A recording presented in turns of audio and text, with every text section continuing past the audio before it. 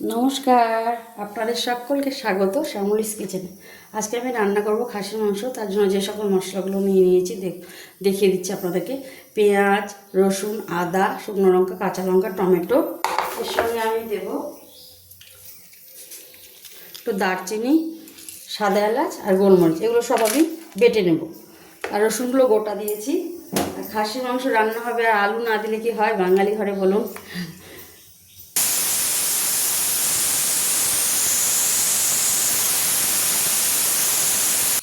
খাসির মাংসটা আমি পুরো গরম জলে রান্না করবো, তাই বসিয়ে দিয়েছি গরম জলের দিকে। চলুন রান্নাটা শুরু করা যাক। কড়াই গরম হয়ে গেছে, দিয়ে দেবো পরিমাণ মতো সর্ষের তেল। মাংসে ব্যবহার করব আলুগুলো একটু হালকা করে ভেজে নিচ্ছি।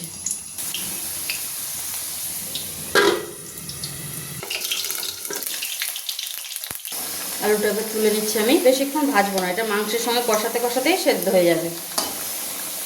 এবারে ওই তেলেই দিয়ে দেবো সামান্য কয়েকটু জিরে, একটা তেজপাতা, একটা শুকনো লঙ্কা, দুটো শুকনো লঙ্কা। আপনারা চাইলে এর সঙ্গে সামান্য একটু চিনি মেশাতে পারেন কালারের জন্য। আমি চিনিটা দিচ্ছি না। দিয়ে দেবো সরাসরি বেটে রাখা মশলাটা।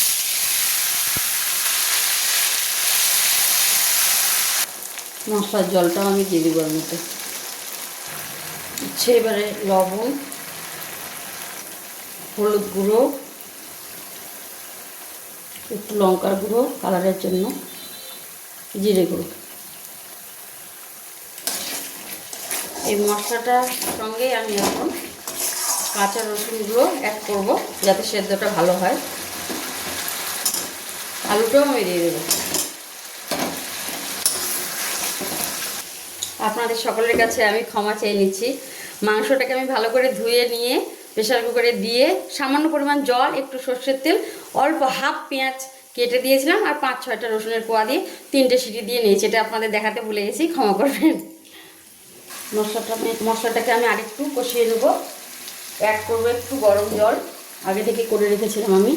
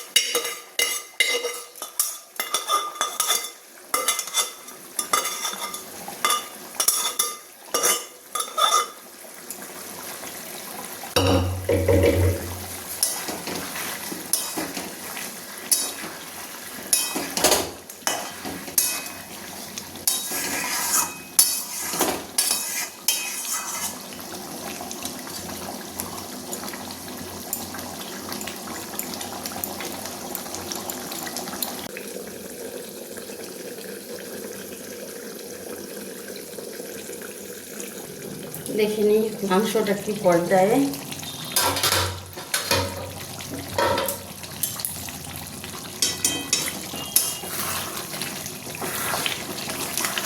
এখন আমি বেশ কিছুক্ষণ ধীরে আঁচে এটাকে কষিয়ে নেব। যে কোনো মাংস রান্না করতে একটু টাইম নিয়ে রান্না না করলে মাংসর গন্ধটাও যায় না, আর সুসিদ্ধও হয় না। যদিও আমি প্রেশার কুকারে মাংসটাকে সিটি দিয়ে নিয়েছি, তবুও রান্না করতে একটু টাইম লাগবে, নইলে গন্ধটা থেকে যাবে।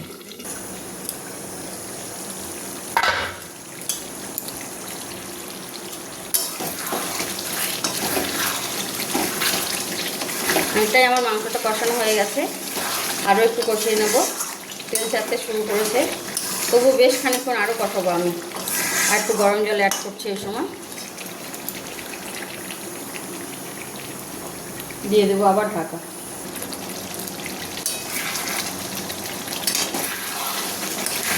এই সময় মাংসটাতে আমি চর্বিটা যে কেটে ধুয়ে রেখেছিলাম সেটা দিয়ে দিচ্ছি।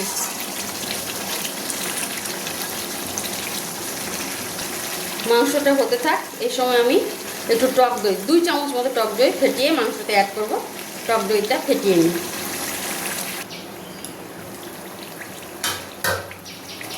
টক দইটা আমি ফেটিয়ে নিয়েছি, 2 চামচ মতো দেবো, বেশি না।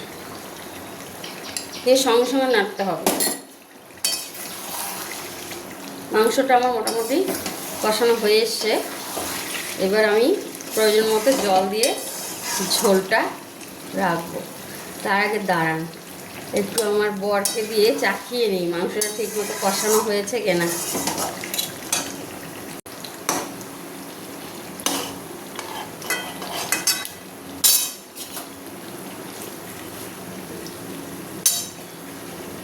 দাঁড়ান, আমার বর খেয়ে বলুক কেমন হয়েছে। কষানো আমার হয়ে গেছে। এবার দিয়ে দিচ্ছি ঝোলের জন্য জলটা, গরম করে রাখা জল এটা আমার। লবণটা নাকি একটু কম মনে হচ্ছে, আমার বর বললো, তাই একটু লবণ দিয়ে দিলাম। ঝোলটা ফুটতে থাক। রান্নাটা আমার মোটামুটি রেডি, চলুন নামিয়ে নেওয়া যায়।